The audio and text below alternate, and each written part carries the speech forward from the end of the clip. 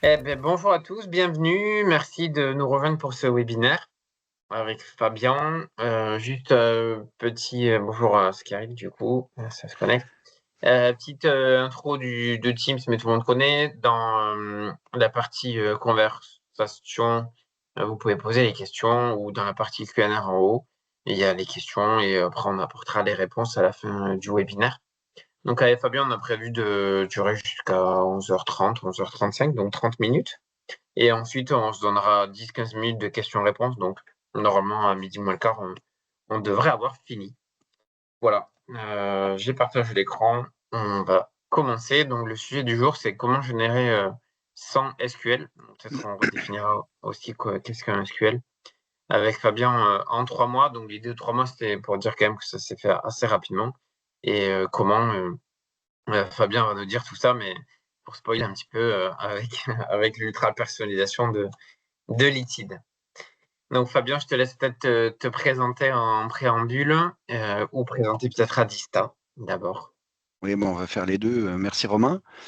Déjà, très content d'être ici parce que d'habitude, c'est l'inverse. Je fais ce que tu fais là aujourd'hui, c'est-à-dire présenter un intervenant, puisque je suis au service marketing chez Adista et que j'organise aussi des webinaires. Et là, pour une fois, je vais un peu raconter ce que je fais et non pas ce que je fais faire. Donc, c'est bien. Donc, Adista, historiquement, c'est à distance, hein, c'est travail à distance, donc c'est de l'IT, de l'informatique distant. Donc et donc notre métier, c'est bien l'IT de nos clients, c'est de les accompagner dans leur transformation digitale, dans leurs outils numériques au quotidien, avec, on le verra juste après, très rapidement, les deux gros nerfs de la guerre de notre métier, c'est les hangars avec les data centers et la tuyauterie, donc tout ce qui est télécom. On est, comme le disait, vous le voyez dans le premier slide, c'est engagé vers un numérique performant et responsable. Parce qu'on est des consommateurs d'électricité, nous, parce qu'on a des data centers, et donc on fait très attention maintenant à recycler tout notre matériel, tout le temps, au maximum, et aussi à baisser la consommation de nos data centers. Voilà. Donc c'est important qu'on le note parce qu'on veut être le numéro un français dans ce domaine. En tout cas, on fait attention à ce qu'on consomme. Et on est sur tous les territoires, on le verra. Alors juste pour dire, peut-être Adista fait partie d'un groupe. Donc c'est la slide suivante, c'est le groupe inhérent qui. Donc moi je représente je suis au marketing Adista sur tout le territoire. Et Adista, donc c'est notre métier, nous c'est ce que je disais, opérateur télécom et cloud. Sur 40 agences en France, mais on a aussi dans le groupe d'autres entités comme Unique. Je l'ai mis un petit peu plus bas, j'insiste pas parce que c'est de la vente indirecte. Donc on travaille avec des grossistes, mais c'est le même métier. Et puis Davensis et Hyperlink, qui sont plutôt des structures, l'une sur la cybersécurité. On apporte ce service aussi de cybersécurité. Hyperlink plutôt un pure player Microsoft pour tous les outils qu'on peut déployer chez les clients. Voilà, très rapidement, on est l'ADN d'Adista, c'est d'être sur tout le territoire. Donc on est très proche de l'ensemble de nos clients. Je vous parlerai très vite de la typologie de nos clients pour voir comment on les adresse et comment nous on essaye de travailler avec eux et donc comment on a utilisé les types d'outils comme l'ETID.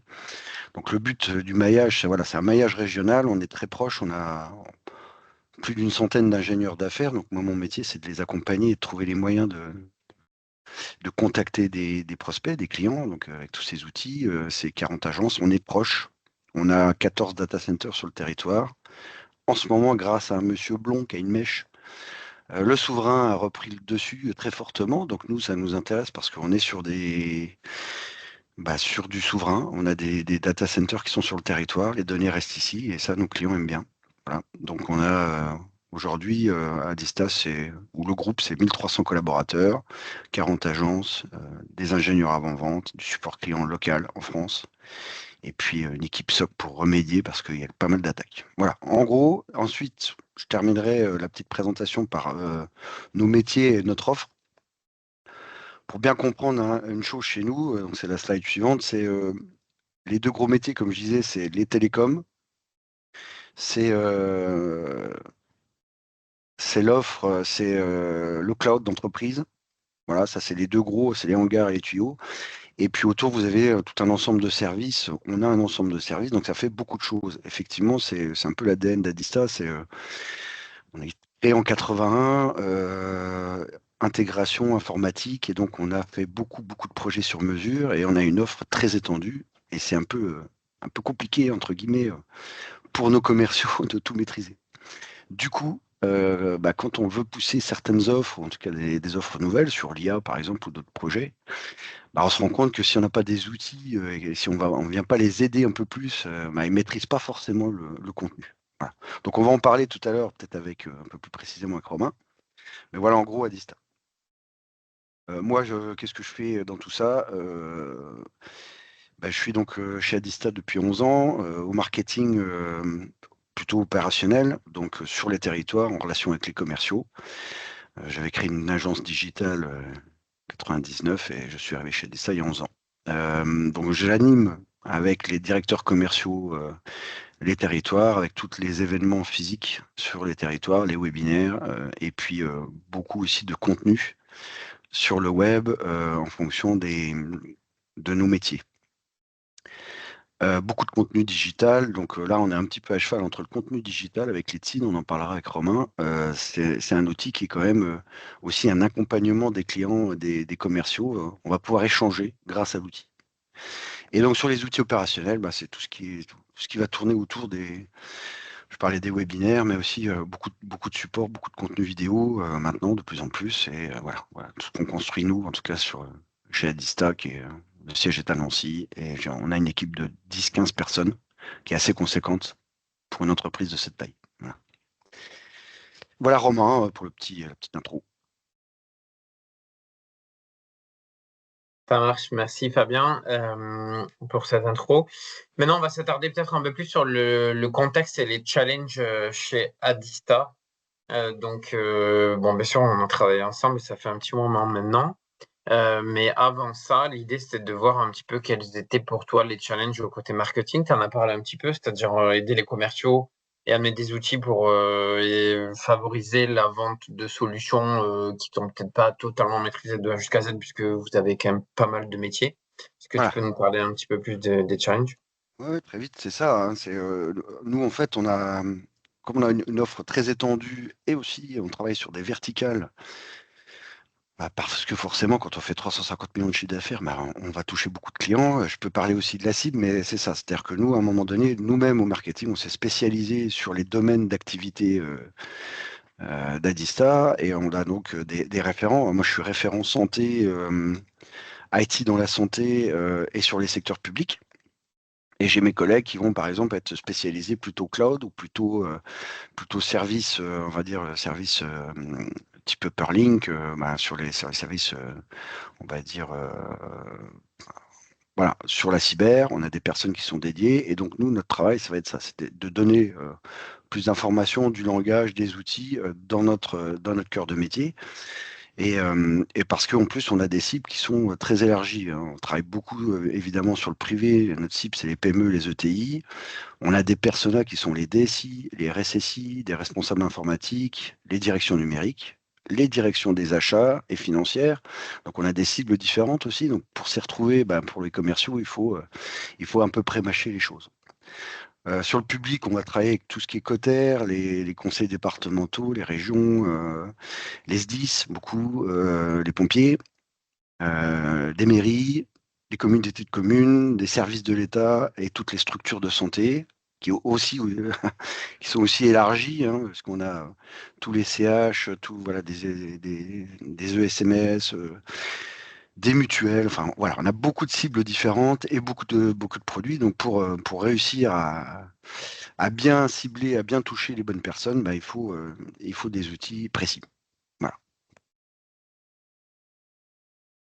Ok. Et concernant les SQL ou les MQL, donc qu'est-ce qu'ils te demandent les commerciaux ou en interne, ils te demandent plutôt des projets ou te amener juste des formulaires de contact remplis ou voilà, c'est quoi les attentes en interne? Puisqu'on parlait Alors de ça, SQL tout à l'heure en entrée. oui, oui, alors ça dépend un peu du niveau, on va dire, des commerciaux, hein. Ceux qui sont déjà spécialisés dans un domaine vont prendre la main assez tôt, et puis ceux qui sont un peu généralistes vont avoir besoin d'avoir effectivement une précision dans les leads qu'on va fournir. On a des leads qui proviennent d'un peu partout, de nos sites, de nos webinaires, mais voilà, on va dire que la moitié ou peu près la moitié de nos commerciaux ont besoin d'un peu de précision, évidemment, pour pouvoir ensuite appeler, prendre rendez-vous. Il faut savoir que nous, comme on a aussi beaucoup d'avant-vente, parce qu'on s'occupe de la complexité du client, donc à un moment donné, on va quand même parler technique. Dès le deuxième rendez-vous, on a un avant-vente qui est là. Et donc, pour effectivement le commercial, il faut un peu de précision. Ils ont besoin de précision parce qu'effectivement, il faut connaître quand même un peu l'environnement du client pour qu'on puisse l'aborder de la meilleure façon possible. Donc, avoir des leads qualifiés, c'est un enjeu. C'est de plus en plus, oui, c'est un enjeu majeur. Bah, surtout quand, par exemple, vous parlez d'IA, il y a tellement de choses dans l'IA, hein, si je prends cet exemple-là, tout le monde en veut, mais personne ne sait exactement ce qu'ils vont faire, donc il faut aller un peu plus dans le détail. C'est ça. Ça marche. Et donc, l'idée, c'était de faire différemment. Donc là, vous avez fait appel à l'ITID. C'était, voilà, pourquoi faire différent par rapport Alors, à l'existant. Donc, peut-être explique aussi l'existant, ce que vous faisiez, des campagnes mailing. Tu as parlé de webinaires. oui, oui, alors moi, c'est vrai que j'aime bien cette phrase-là d'Einstein parce que on a des fois tendance, quand on est la tête dans le guidon, à faire un peu toujours la même chose, entre guillemets. Nous, on a du volume, hein, on a 120 commerciaux alimentés, donc il faut faire voilà. Et parfois, on va s'habituer parce qu'on a des savoir-faire dans l'équipe. On va construire des emailing, on va construire des emailing nationaux, personnalisés, on va faire des newsletters, on va faire des contenus, on va modifier les contenus des sites web, on va faire des webinaires, on va faire des livres blancs, on va faire voilà tout un ensemble de choses. Et on a parfois tendance un peu à répéter les choses. Et, euh, et quand on fait ça, bah, on se rend compte qu'à un moment donné, c'est cyclique, hein. L'utilisation de ces outils, on se rend compte qu'au bout de 2-3 ans, bah, les gens commencent à en avoir un peu marre des webinaires, commencent à en avoir un peu marre des livres blancs, donc on revient sur d'autres outils.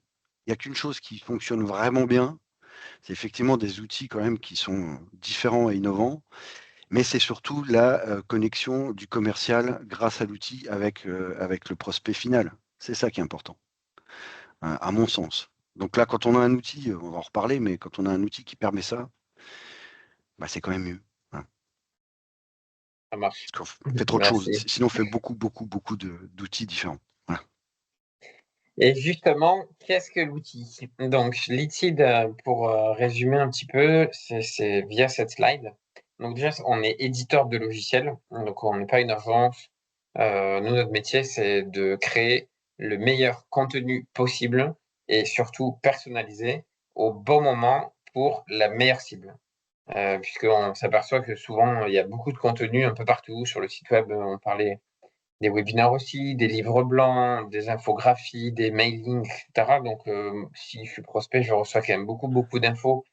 Et comment je m'en sors avec tout ça, sachant que cette info, elle est pas ou peu personnalisée, puisque grosso modo, on essaie d'attirer le max de prospects sur un contenu défini. Donc ça, c'est le contexte, on va dire, marché. On essaie de prendre le contre-pied à ça en se disant, ben, pourquoi ça ne serait pas la cible, ou du moins le prospect, qui créerait, ou le client, hein, puisque ça peut être aussi utilisé dans un contexte de cross-sell ou d'upsell sur une base installée. Donc pourquoi la cible ne créerait pas elle-même son propre contenu par rapport à sa situation, par rapport à ses challenges, par rapport à son mindset, par rapport à son intention d'achat potentielle, plutôt mature ou pas assez mature. Et donc pour ça, rien de mieux que de demander de l'info, donc c'est le côté données, demander de l'info à cette personne-là, donc ce prospect ou ce client, cette cible, à travers un questionnaire interactif et personnalisé, on le verra, qui fait en général entre 5 et 20 questions. Et suite à ces réponses, l'objectif, c'est d'envoyer automatiquement une analyse personnalisée à nouveau et surtout de façon instantanée. Le but, c'est toi, prospect, toi, cible, donne-moi un petit peu de ton temps, donc donne-moi un petit peu de tes infos. Et moi, je vais te donner, moi, expert, dans le cas ici Adista, moi, je vais te donner des informations et surtout une analyse par rapport à ce que je connais de mon métier, hein, puisque je suis expert dans le domaine IT ici pour Adista. Je vais te donner une analyse personnalisée en plusieurs pages, on le verra, ou une page, ça peut être, mais en général, c'est assez étayé, pour essayer de maturer ta réflexion. Voilà, c'est souvent ce qu'on fait, c'est des guides de maturité. Et justement, on va le voir sur quels enjeux ou quels axes vous, à Dista, vous avez voulu créer ces guides de maturité ou ces contenus interactifs.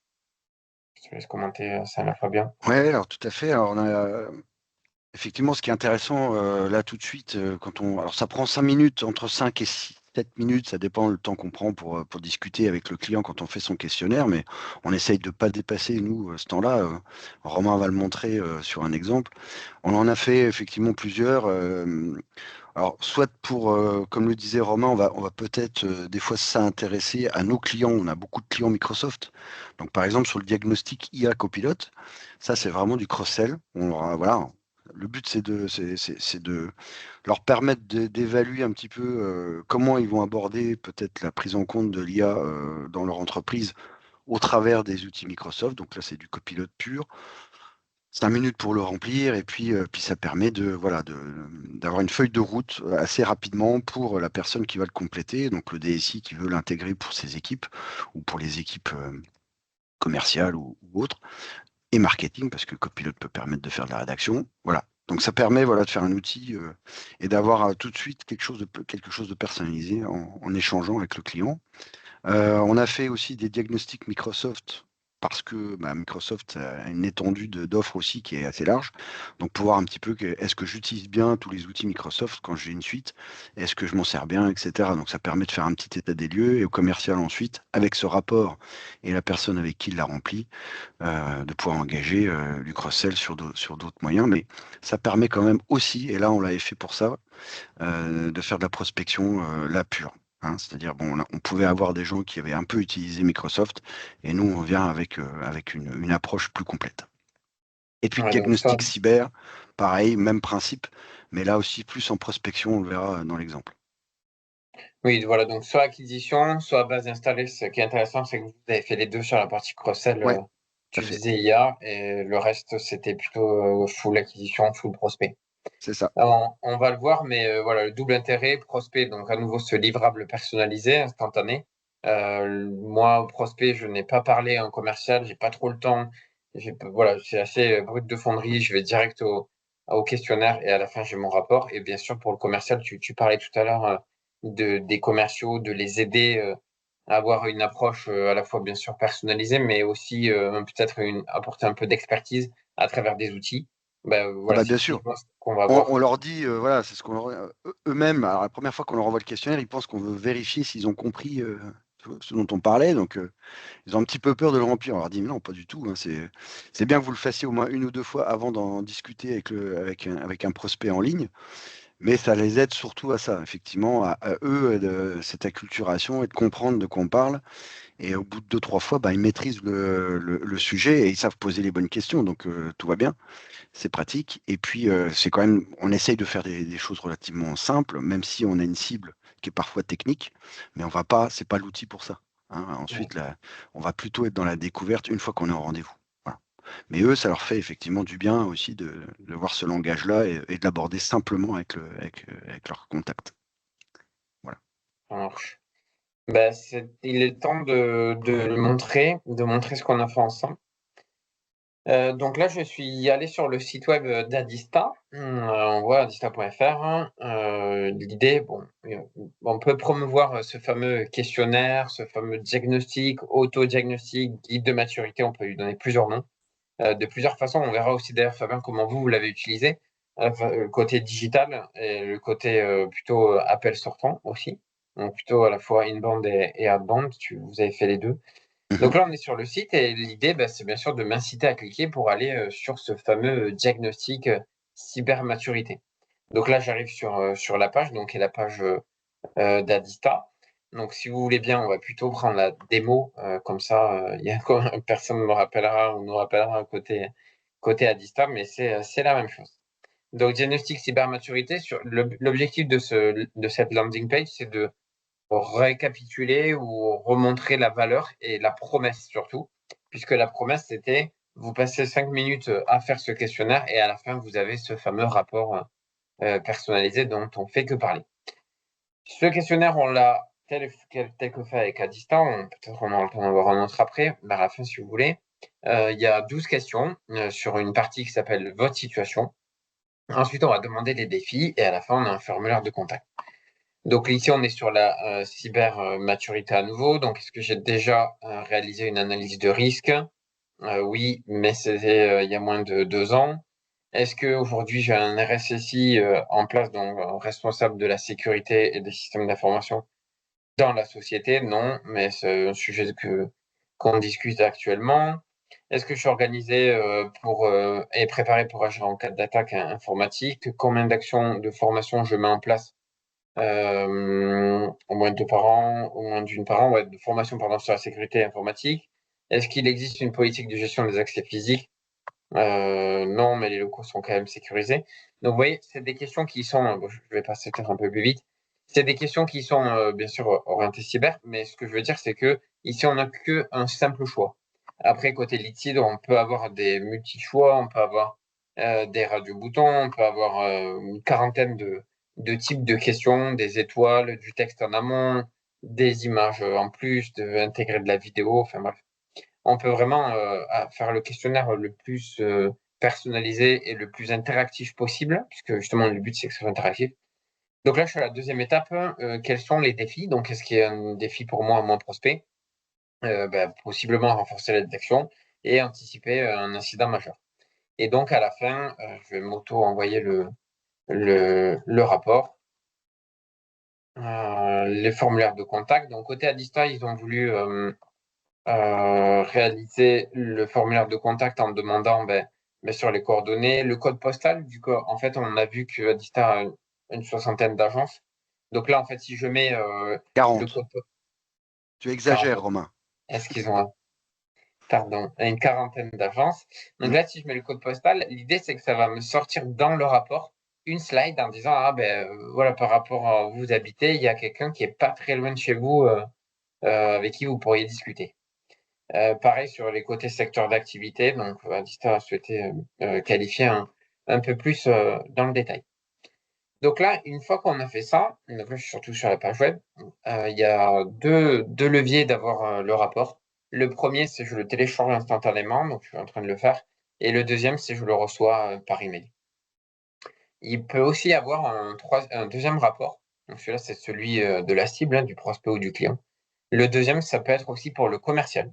Et ça fait une synthèse de ce qu'il doit pitcher, des enjeux, des opportunités possiblement détectées avec les réponses aux questions, etc., etc. Donc, on peut avoir deux types de rapports qui sortent automatiquement et à nouveau instantanément comme on l'a à l'écran. Donc, ce rapport, il est organisé comme on veut. On l'a fait ensemble avec Adista, hein. Fabien, Hmm. tu valides. En fait, il n'y a pas de template.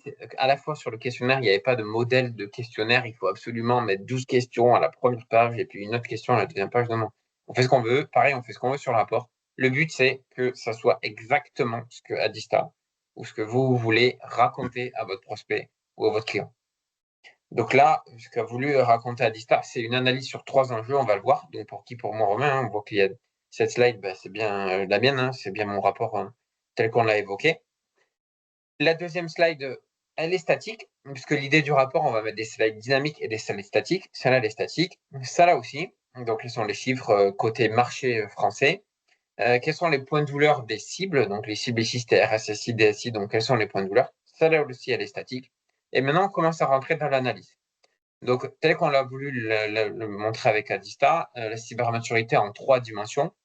N'oublions pas qu'il ne faut pas faire non plus un truc trop compliqué, mais il faut quand même quelque chose qui a de la valeur pour en fait inciter bien sûr les gens à remplir ce questionnaire, mais surtout à se dire une fois qu'ils ont le rapport, ah ben ouais quand même ça a du sens, heureusement je l'ai fait, ça m'a donné de la valeur. Et le troisième enjeu, c'est aussi pour le commercial ou le consultant ou l'avant-vente, enfin peu importe qui va détailler ou va commenter ce rapport-là, mais il faut que la personne qui va commenter chez Adista soit à même de le faire et n'ait pas peur de le faire. Parce que si la personne qui va commenter le rapport a peur de le faire, ça sert à rien de faire un rapport personnalisé, autant dérouler une présentation commerciale générique. Ici, on a la cybermaturité en 3 dimensions, facteur humain, technologie, organisation, et la note qu'il y a là, Fabien, tu me corriges si je me trompe, elle est bien dynamique et elle dépend bien Absolument. de chaque réponse qui a été saisie. Sur cette slide-là, on a la partie d'après vos réponses, quels sont les défis majeurs. Donc, c'est une redite de ce qui a été demandé, mais on s'assure que c'est bien les défis de notre prospect ou de notre client, parce que si, on va pas aller lui parler d'autre chose que ce défi. Ça sert à rien d'aller lui parler de réduire la surface d'attaque, parce qu'a priori, c'est pas un enjeu pour lui. Et maintenant, tel qu'il a été construit ici, on va avoir 12 slides, une slide par question. Sur chaque question, on a la réponse et ensuite, on a les recommandations personnalisées qui vont être incrémentées automatiquement. Donc, ce contenu, il est incrémenté automatiquement et de façon personnalisée en fonction des réponses. Voilà, ça Et derrière, c'est tout le travail, je me permets, mais c'est tout le vas-y, travail qu'on vas-y. fait ensemble quand on construit le questionnaire. C'est l'ensemble des réponses là qu'on prémâche à l'avance et qui sont, enfin voilà, la richesse de l'échange. Hein, ça donne vraiment la valeur et le truc intéressant à aller creuser avec le client final. Et ça, c'est fait avec les spécialistes et le commerce et les avant-ventes parce qu'on a chacun un peu cette sensibilité. Donc, ça demande un peu de temps de construction, mais c'est essentiel parce que c'est effectivement là qu'est la valeur, hein, dans ces recommandations, à mon sens. Exactement. Ouais, tu as tout à fait raison. En fait, ce qui est important, c'est de personnaliser à fond la presse et le contenu pour que en fait, la personne s'y retrouve dans les recommandations que vous allez, vous, à distance, lui indiquer et également les solutions, parce que celui-là, ce type de rapport-là, il est assez direct dans le sens où on a la réponse, la reco et la solution, enfin, chiffrée ou une solution, un produit, en gros, qui va être proposé, suite à la réponse. Donc ici, pareil, sur cette question-là, pareil, réponse, recommandation, solution. Donc on voit qu'il y a le conseil cyber. Là, je parlais de produits ou de solutions logicielles. Ben, on les voit avec les partenaires qui sont cités, puisque Adista travaille avec pas mal de partenaires technologiques. Donc on va les citer pour étayer un petit peu qu'est-ce qu'il y a derrière ces mots. Là, ici, on est sur le facteur humain, on est sur le facteur organisationnel. Voilà, on essaie aussi de lever plusieurs enjeux, puisque n'oublions pas la personne qui va commenter, donc le commercial avec le prospect, bah, il essaie aussi d'axer sur différents sujets, ici organisationnels, après le facteur humain. Voilà, c'est important aussi d'avoir certains leviers au commerce pour essayer de détecter l'opportunité, puisqu'au final, ce qu'on veut quand même, c'est de détecter des opportunités.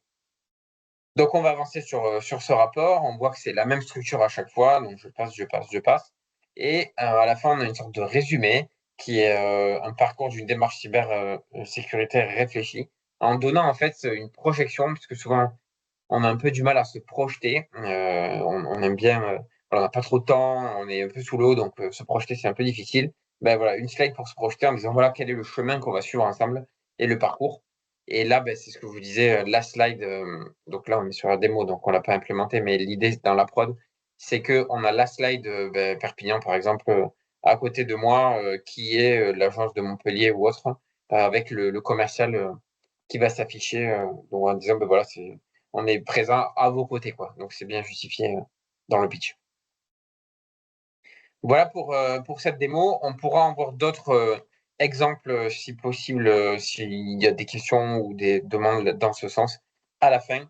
On retourne à la présentation et notamment aux usages. Donc voilà, on a vu l'outil, c'est un questionnaire, c'est un rapport personnalisé. Maintenant, Fabien, pour toi, comment vous l'avez utilisé et pour avoir, derrière, on verra sur les prochaines slides, quels résultats?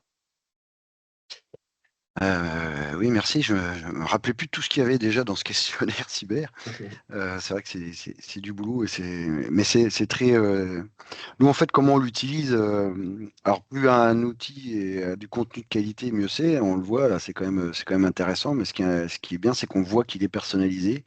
Et quand on reçoit le rapport, je pense que, enfin, je sais pas que je le pense, parce que nous, on l'utilise depuis 2 ou 3 ans et que ça a fait ses preuves. Euh, Ce qui est important, nous, c'est qu'on voulait favoriser les questionnements chez le client, chez le prospect, pour qu'il s'approprie ce contenu et que ensuite le rendez-vous soit qualifié. Parce que derrière, c'est bien beau de créer du SQL, mais il faut le transformer. Et c'est quand même ce qu'on nous demande, nous, au marketing. Donc là, on va l'utiliser comment? Il y a plusieurs manières. On peut l'adresser par des emailing ciblés. Alors, on commence en général par faire un emailing global pour voir un petit peu comment les cibles réagissent par rapport à l'outil. On l'a mis sur le site web, bah, c'est comme ça que tu l'as montré. On peut le positionner sur le site web avec un chemin qu'on a pu imaginer. On peut le mettre dans les signatures email quand ils viennent d'arriver. En général, on le fait. On a des signatures, nous, automatiques. On utilise un outil qui permet de faire des signatures automatiques pour nos commerciaux. Donc, si, par exemple, on a des commerciaux qui sont dédiés cyber, ben, on va leur mettre la signature un peu plus longtemps que les autres, peut-être. Mais sinon, on peut le mettre aussi en signature et ça fonctionne parfois. On peut faire des événements. On s'en est servi notamment tout à l'heure. On montrait sur M365 ou sur Copilot, c'est un call to action pour nous en fin d'événement physique. On fait une présentation, la personne fait ou aujourd'hui, là, comme on le fait là, on fait un webinaire de 30 minutes et à la fin du webinaire, on peut proposer avec un QR code de faire le questionnaire, soit tout seul, soit de le faire avec un commercial si la personne a le temps. Et on embraye sur un rendez-vous, mais voilà, on peut l'utiliser aussi comme une fin d'événement et où on va pouvoir obtenir un petit cadeau qui est son rapport personnalisé. On l'utilise aussi avec ce qu'on appelle des SDR, donc c'est des personnes qui vont appeler, donc c'est notre centre d'appel entre guillemets spécialisé, donc qui est en France, et ils vont là vraiment engager des interviews ou des échanges avec des prospects. C'est souvent sur de la prospection pure parce que nos équipes là n'appellent pas les clients. C'est vraiment le client, il est appelé par son commercial. Voilà, et on le voit un peu dans le schéma. Sur ce type d'approche, on est sur une conversion d'à peu près qui est plutôt correcte, moi je trouve, qui est à 10%. Alors, bien sûr, quand on fait un événement ou quand on fait un emailing générique, franchement, très honnêtement, c'est bien de le montrer qu'on a l'outil, mais ça ne fonctionne pas très bien. Ce qui fonctionne vraiment le mieux, c'est l'échange, c'est de faire le questionnaire en direct et c'est de faire des séances de blitz. J'en parlais tout à l'heure dans l'exemple qu'on a fait. Ça marche vraiment bien. Voilà. Bien sûr, on peut faire, grâce à ce type d'outil, du ciblage très précis, hein, de la BM, bah, évidemment. Il y a un travail en amont qui est fait avec les équipes commerciales. Donc là, on va vraiment s'intéresser à quelle cible peut avoir un intérêt réel à remplir ce questionnaire. Est-ce que c'est bien la cible que je recherche? Donc on va travailler avec le CRM pour bien identifier nos cibles et préparer cette base. C'est le nerf de la guerre. Si on le prépare bien, la séance de lead va être très efficace. Donc là, on met les 5-6 commerciaux d'une région ou d'une agence ensemble dans une salle et c'est parti. Voilà. Et c'est une façon de le faire. Et là, du coup, c'est un guide d'entretien. C'est plus du tout, c'est plus un simple questionnaire qu'on va retrouver sur le web et le remplir. C'est un guide d'entretien. Et c'est là que l'intérêt de l'outil est fort. Et là, on convertit beaucoup mieux, évidemment. Je crois qu'on l'avait fait avec vous, hein, chez vous, Ouais. Litsi. Vous avez aussi une équipe qui est capable de le faire. Ouais. Effectivement, enfin, vous l'avez aussi démontré et montré, c'est comme ça que ça fonctionne le mieux. Alors oui, effectivement, il y a l'exemple que tu montrais juste après. Oui, Je voilà, vois que c'était le pour temps avance. illustrer un petit peu. On l'a fait sur une agence, là typiquement, une agence Île-de-France. On avait pris 6 commerciaux qui étaient donc volontaires parce qu'il y a 12 commerciaux sur Île-de-France, sur 3 agences. Il faut qu'ils soient aussi volontaires, hein, parce que c'est c'est toujours mieux. S'ils veulent pas le faire, c'est pas la peine. Et on a donc appelé une centaine de prospects et on a eu 47 diagnostics. Alors on met sur un mois parce que les 47 diagnostics, on va dire que 80% ont été faits le jour J. Et moi, c'est ce que je préconise vraiment pour l'avoir fait. Il faut être à côté d'eux parce que c'est ce qui est efficace. Bah, sinon, comme tous les commerciaux, ils ont un peu tendance à faire aussi autre chose, ou de partir en rendez-vous, ou de préparer, ou de corriger un devis, ou de faire un avenant, etc. On a des outils, c'est bien l'informatique, mais c'est aussi des fois, ça prend du temps. Et donc ce temps-là d'appel, voilà, ça a généré 47 diagnostics. Après, sur la transformation, elle, derrière, bah, il y a des rendez-vous. Après, ça va dépendre après de la véritable maturité du prospect qui a été touché. Mais en tout cas, nous, on est content et continue à l'utiliser. Ça fonctionne très bien. Ouais, c'est un sacré. Ouais, c'est super hein, comme résultat. Mm. 100 prospects, 50 diagnostics. Donc, il y en a un sur deux qui ont été OK de faire un diagnostic cyber sur du full prospect. Bah oui, parce que c'est Voilà. pas long. C'est pas long et la personne en face, si vous l'agressez pas, entre guillemets, que vous la connaissez un peu, hein, c'est pour ça qu'il faut bien travailler aussi ses cibles. Un minimum, bah, ça se passe bien, les personnes acceptent de le faire, et puis après Ils vous connaissent, ils ont échangé avec vous, ils ont un rapport. Donc déjà, ils ont quelque chose de concret à la sortie. Ils reçoivent le mail et puis après, vous pouvez réengager. Ce qu'on reçoit, nous, quand on ne le fait pas comme ça, si les gens passent par le site web, moi, je visualise les résultats en fait des gens qui ont téléchargé, enfin qui sont allés sur le questionnaire, et je suis prévenu dans la seconde. Tu as dit tout à l'heure, Romain, je vais faire un test. Mais pour pas être appelé tout de suite par un SDR, donc nos SDR, là, si c'était effectivement sur le site, le questionnaire Ouais, qui est actuellement en ligne, tu serais appelé dans la demi-heure. Hein, le but, c'est ça. Donc nous, on s'échange sur Teams la personne qui a rempli le questionnaire. On regarde simplement si dans notre CRM, il est bien identifié ou pas. Si c'est un client, c'est un prospect, c'est quelqu'un qu'on a déjà vu. Et là, en fonction de ça, le SDR va la rappeler pour savoir si effectivement, voilà, comment s'est passé la façon dont il a rempli le questionnaire, et ensuite on va pouvoir engager éventuellement en proposant un commercial dédié le plus proche et qui peut-être déjà connaît un petit peu, ou en tout cas cette personne qui a rempli le questionnaire. d'accord. Ben, bravo, en tout cas, pour ces résultats. On s'approche de la fin avant les questions-réponses. L'idée, c'est voilà, de juste faire un résumé de ce qui pourrait être à retenir suite à cette demi-heure, 35 minutes à l'aide d'échanges et de partage. Donc, on a voulu axer sur quatre enjeux. Le premier, c'est innover. Voilà, peut-être le fait d'innover, d'ultra personnaliser le contenu et de faire en sorte que ce contenu soit à valeur, a du sens. On l'a vu, ça fonctionne. Tu me disais aussi, Fabien, pour ce qui marche, c'est effectivement faire du bruit avec le côté marketing digital, les mailings, des webinaires, des events, des signatures email des commerciaux. Mais ce qui marche aussi, c'est de pouvoir donner ces outils aux commerciaux. Et donc là, on est plus dans le sales enablement que dans le marketing digital et faire en sorte que voilà, ce soit un outil possiblement au quotidien ou coup par coup sur des business days, des actions coup de bois un petit peu pour amener un peu plus de valeur aux prospects et derrière, bien sûr, détecter des opportunités. Ça fonctionne également si, ben, je viens de le dire, la vente est engagée et que on cible correctement. Et pour finir, évidemment, l'objectif, c'est quand même de faire des questionnaires et des diagnostics sur des sujets porteurs et d'actualité parce que bon, s'il n'y a pas de sujet, ça sert à rien de faire un diagnostic. Personne ne voudra le faire. C'est évident, mais c'est important de le rappeler. Peut-être, je te laisse conclure, avant les questions-réponses. Pourquoi Litide, Fabien? Pourquoi liquide? Parce que Olivier m'avait appelé, m'a bien expliqué, m'a donné envie, m'a montré des questionnaires, puis je suis parti, on a testé. Vous avez vu tout à l'heure, peut-être dans les questionnaires qu'on a fait, parfois on met des logos aussi de nos Microsoft ou bien ou de certains distributeurs. Ça nous permet aussi de financer le questionnaire.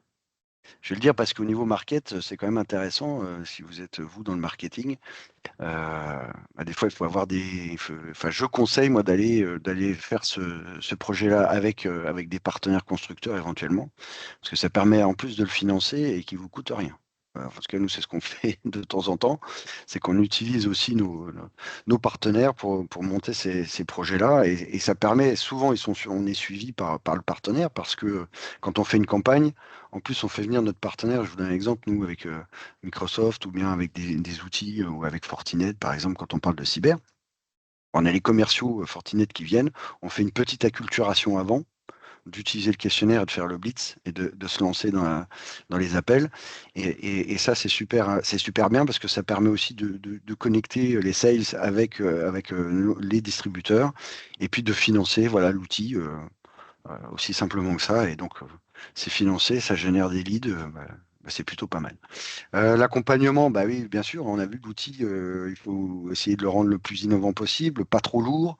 Donc là, l'expérience de Leadseed est intéressante parce qu'ils ont travaillé sur beaucoup d'exemples. Je crois que Romain ou Olivier en ont plein sous le coude. Du coup, un vrai accompagnement, c'est pas simplement envoyez-nous les questions, on va les mettre en ligne. Souvent, on commence par mettre trop de questions et on nous réduit ça à la bonne utilisation et au bon contenu. La qualité, effectivement, ça marche bien. Vous avez vu qu'on peut le mettre sur notre site web, c'est transparent. On n'a pas l'impression d'être ailleurs sur un outil, on n'a pas l'impression d'être chez Litid. Non, non, on est chez Adista. Vous remplissez le questionnaire. C'est ultra personnalisé, bah oui. Des fois, on le voit pas forcément, mais Je sais que dans certains rapports, on voit exactement l'endroit dans chaque slide où est-ce qu'on a des informations qui sont dynamiques, et c'est des fois bien aussi. Ça permet à la personne de dire, ah bah oui, tiens, c'est vrai, j'ai répondu ça, et donc ça veut dire ça. Et c'est un bon outil, moi c'est ce que j'expliquais aussi aux commerciaux, c'est que le prospect qui remplit ce questionnaire, il va aussi prendre le questionnaire et aller voir, parce que c'est pas toujours l'interlocuteur final, il va pouvoir avec ce rapport aller voir son N+1 et le montrer. Et c'est quelque chose qui montre qui est pertinent. C'est pas simplement un PDF ou une présentation que vous avez envoyée comme ça, qu'il a trouvé sympa. Et puis c'est innovant. La personne en face, en général, elle aime bien ce type d'outil parce que bah, le rapport est de qualité. Le questionnaire est simple. Moi, je trouve qu'ils sont plutôt simples. Il n'y a pas trop c'est pas trop exagéré, mais le résultat final du questionnaire, enfin le rapport lui-même est intéressant et c'est de l'innovation. Donc ça, c'est pour ça que ça accroche, hein. Enfin, je veux dire, c'est pas, voilà, on n'est pas sur des choses qui bougent dans tous les sens sur le web et qui rapportent assez peu en général. Voilà. Bah, super, merci Fabien. Merci pour ça. Merci à vous pour votre temps. Comme le disait Fabien, on a fait la même chose. Et il est possible de retester. Alors, on a mis à nouveau celui qu'on a vu ensemble là, Mm. maturité cyber, en scannant le QR code. Et on en a mis un autre qui est celui de Liquid, puisque c'est bien de proposer aux clients d'utiliser Liquid, mais si on l'utilise pas nous-mêmes, c'est un peu bizarre. Donc, on Mm. l'utilise nous-mêmes. Et voilà, l'idée, c'est un aide au scénario, parce qu'il y a plusieurs scénarios possibles. On a vu un guide de maturité. On peut Alors aussi avoir des promis, outils de ouais, ceux qui remplissent benchmarking. notre questionnaire là ce matin, je vais pas les rappeler. Enfin, je vais dire tout de suite, voilà. Sauf si vous avez vraiment besoin, auquel cas, à vous de Et me c'est contacter. le lien de démo dans tous les cas, donc Ouais, ouais. c'est On fera bon, ça attention. sera pas rappelé. Oui, oui. Mais oui, oui, ce que je voulais dire, c'est que de liquide, on peut faire des guides de maturité, on peut faire des benchmarks. C'est évaluez-vous par rapport au marché et comparez-vous par rapport au marché. On peut aussi faire des outils de ROI en ligne. C'est voilà, donnez-moi vos données et moi je vous montre que vous allez gagner de l'argent en travaillant avec nos solutions ou avec nous. On peut faire des devis en ligne, carrément des propositions commerciales. Après, pas trop de devis, mais plus propositions commerciales. Voilà, donc bref, tout type de document, même principe, question, et à la fin, rapport personnalisé. Il est 46, on a un petit peu débordé sur ce que j'avais annoncé au début, mais maintenant, on va prendre les questions. Il y a Laure qui nous pose la question. Bonjour, combien de commerciaux y a-t-il chez Adista? Et quels sont leurs retours sur la solution liquide? Alors aujourd'hui, chez Adista, sur les 40 agences, il y a à peu près 120 commerciaux. Sur les 3 entités, je rajoute donc Perlink aussi qui a utilisé Litid.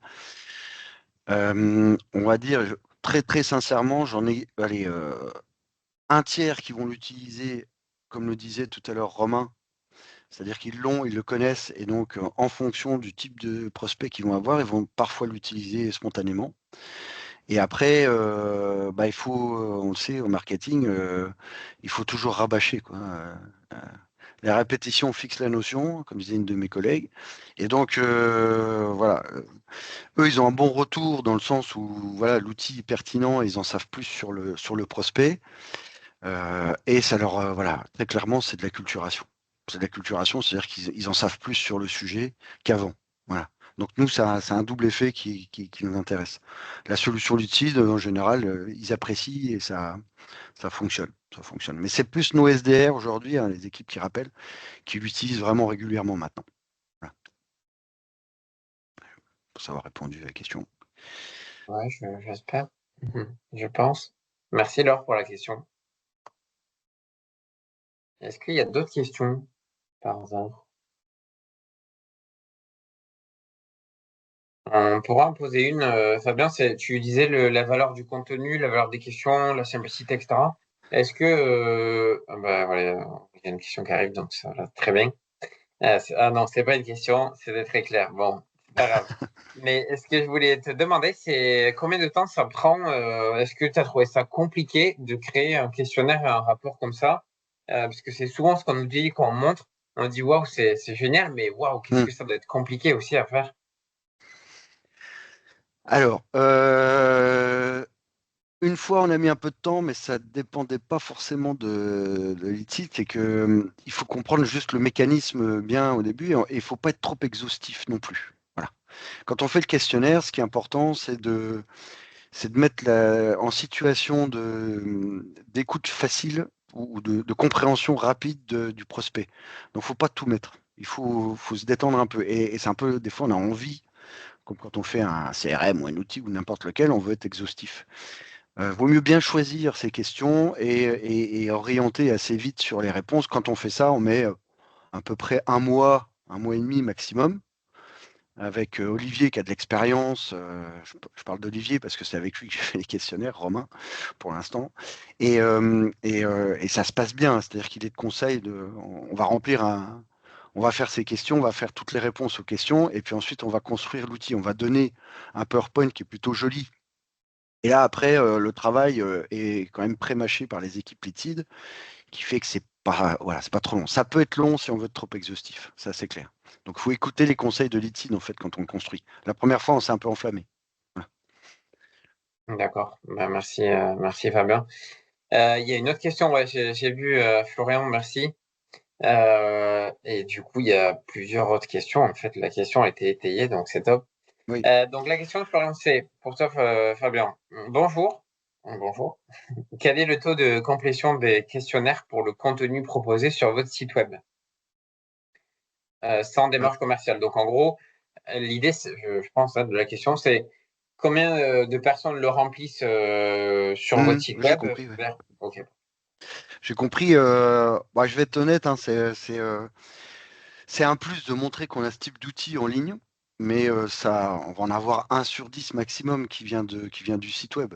Hein, c'est bien que ça existe, mais très très honnêtement, hein, enfin, ce qui marche le mieux, c'est de l'avoir sous la main ou dans sa signature. Donc c'est pour ça qu'on le met aussi en signature de temps en temps, c'est que comme ça le commercial ne le cherche pas. C'est pratique, il va sur ses signatures. Ce qui marche le mieux, ça reste quand même l'entretien et l'appel. Voilà, l'appel plus l'outil en ligne, c'est ce qu'il y a de mieux. Enfin, faut pas, voilà. Ouais. Nous, on le met à disposition sur les sites web, c'est bien. Ça vient compléter, on va dire, peut-être le chemin ou ce qu'on va présenter sur une page web, mais c'est pas, voilà, c'est pas suffisant. Après, comme on a un site qui est visité par 20 000 personnes, bah oui, ça en génère, bien sûr, mais voilà, on va dire 1 sur 10, je pense.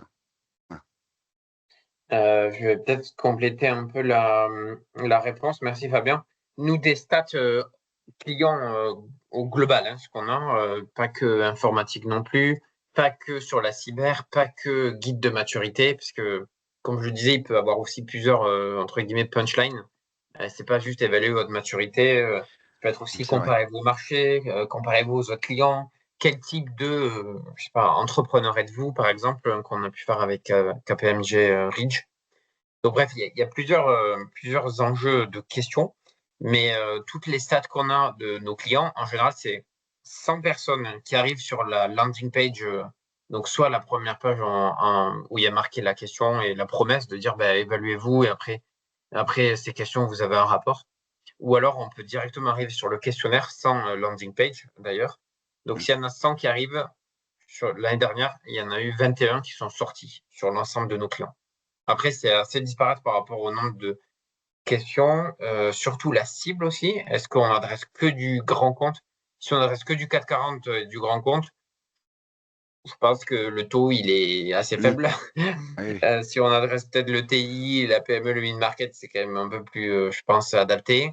Je veux dire au digital, hein, puisque après, on peut aussi avoir une approche ABM, comme tu l'as expliqué, Fabien, sur du grand compte. Et ça peut fonctionner également, mais en mode one-to-one. Ça dépend donc de la cible, du sujet, quelle thématique on parle, qu'est-ce qu'on promet à la fin, comparé au marché, une analyse très très pointue, une sorte de entre guillemets audit, un ROI, un devis, une proposition, bref. Voilà, bien, voilà, tous nos clients, pour étayer un peu la réponse, c'est 100 mm. qui arrivent et 21 qui sortent avec le questionnaire rempli et le rapport.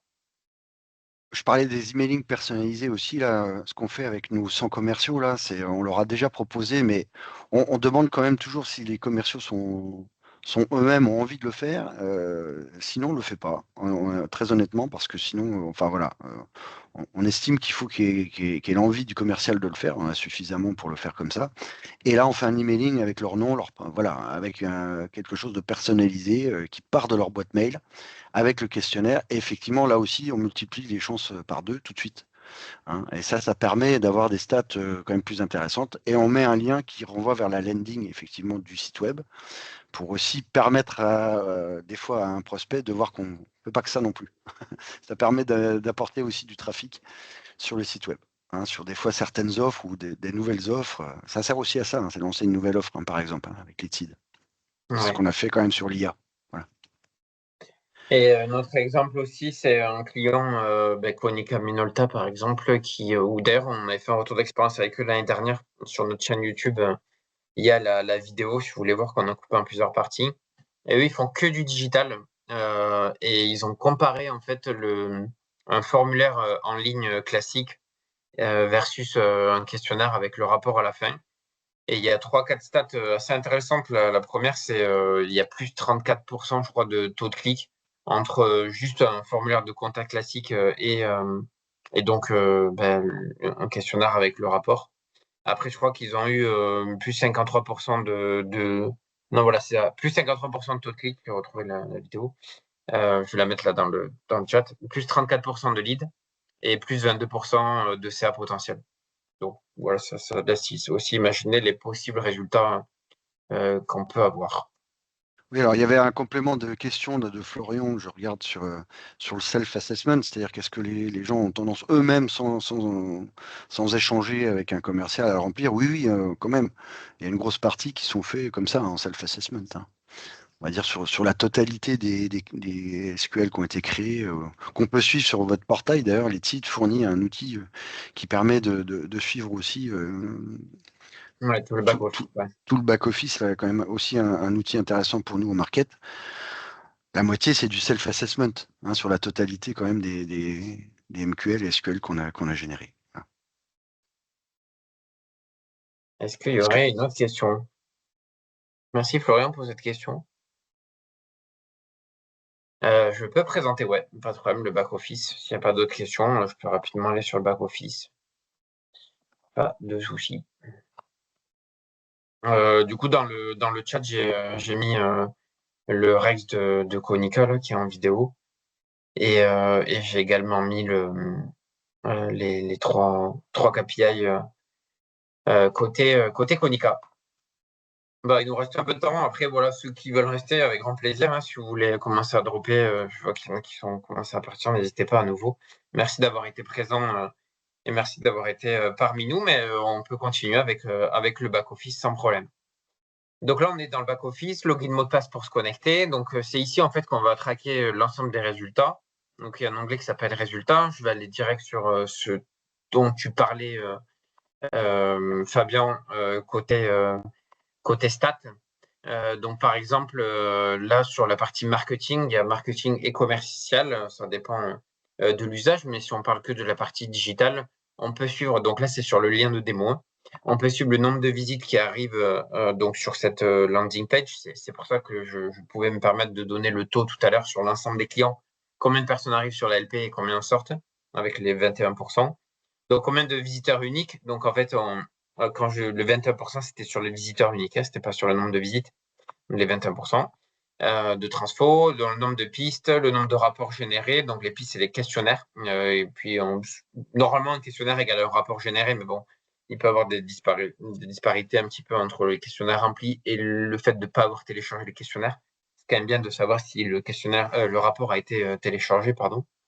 Le taux de conversion, on peut suivre un peu les stats. Et ce qui est aussi assez intéressant, c'est le taux de drop qu'on peut avoir donc entre différentes étapes du questionnaire, où en fait on va retravailler possiblement des questions, on va retravailler possiblement des messages, rajouter des images ou les enlever. Enfin, bref, essayer de customiser à souhait le questionnaire pour faire en sorte d'éviter d'avoir trop d'abandon entre le nombre de visites et les sessions qui arrivent sur le questionnaire et ceux qui en sortent et qui ne vont pas du coup jusqu'au bout, parce que l'objectif quand même c'est qu'ils aillent jusqu'au bout en termes du questionnaire. Voilà, donc ça c'est le back office. Après, on a l'ensemble des résultats qui sont ligne par ligne, qu'on peut aussi trier, qu'on peut exporter par Excel, pardon. Ça c'est typiquement moi, voilà, c'est celui que j'ai fait à 11h26, je vous l'ai montré. Il y en a une personne qui a testé. Merci pour le test. On peut aussi avoir une notion d'intégration aux outils existants en termes de CRM, de marketing automation. Vous en avez certains ici, sinon il y a des custom API. Et puis une fonctionnalité intéressante, c'est ce qu'on appelle nous le lead scoring, qui est bon classique sur le marché du marketing. Où en fait, ce qui est intéressant, c'est qu'une ligne égale un questionnaire rempli. On va scorer en fait quand on construit le questionnaire, on va dire cette question-là, c'est une question qu'on peut appeler de potentiel. Puis il y a des questions d'intérêt, des questions d'implication. Et donc, l'ensemble de ces scorings vont réaliser un score global. Et du coup, on estime que si le score il dépasse 70%, alors à ce moment-là, l'idée est assez chaud et donc on va estimer voilà, que c'est plutôt un SQL ou que juste une demande de contact avec un formulaire rempli. Voilà, c'est une notion de scoring qui peut être aussi intéressante dans le back-office. Bon, après, il y a d'autres fonctionnalités, mais grosso modo, voilà, pour le webinaire, je pense que c'est pas mal. Florian, enfin, en espérant que ça ait répondu un petit peu à la question. À moins que Fabien, tu veuilles détailler une fonctionnalité que j'ai pas vue, Bon, qui non, te non, c'est bien. paraît Je veux pas. essentielle. Il y a plein de choses et c'est utile. Voilà, nous, on s'en sert pour rendre compte aussi à nos directions. Donc, c'est très bien. Voilà. Et d'ailleurs, ça me fait penser, bon, tant que j'y suis, il y a aussi l'aspect conception, puisqu'en fait, je ne l'ai pas dit, mais le questionnaire, il se fait de façon no-code, où en gros, l'idée, je ne vais pas rentrer dans la conception, mais quand je parlais tout à l'heure de 40 widgets ou 40 façons de pouvoir faire des questionnaires, ben voilà, ça se passe comme ça, en fait. Le questionnaire, on le fait ensemble et le rapport aussi. Et donc, on va cliquer, déposer, par exemple, case à cocher unique, voilà, ben, question webinaire, bon, que je personnalise, il y a plein d'options de comment on fait apparaître cette question, comment le rendu que ça va donner, les conditions, est-ce qu'on l'affiche s'il y a une autre question, etc. Et le lead scoring, j'en parlais aussi. Bon, bref, il y a il y a pas mal d'étapes de construction. On peut construire aussi le design, mais le but, c'est que ça soit tout entièrement pour nos utilisateurs. Donc, les utilisateurs ont entièrement la main sur la personnalisation de leur questionnaire et aussi sur l'édition du rapport personnalisé qu'on va créer avec eux. Donc voilà, il n'y a pas de code, tout se passe dans la plateforme SaaS.